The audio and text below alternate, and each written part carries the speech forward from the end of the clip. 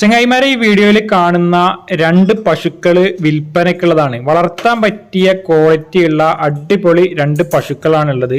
HF jersey cross breed പെട്ടിട്ടുള്ള പശുക്കളാണ്. ആരെങ്കിലും മേടിക്കാൻ താല്പര്യപ്പെടുന്നുണ്ടെങ്കിൽ സ്ക്രീനിൽ കാണുന്ന നമ്പറിൽ വിളിച്ച് ബന്ധപ്പെടുക.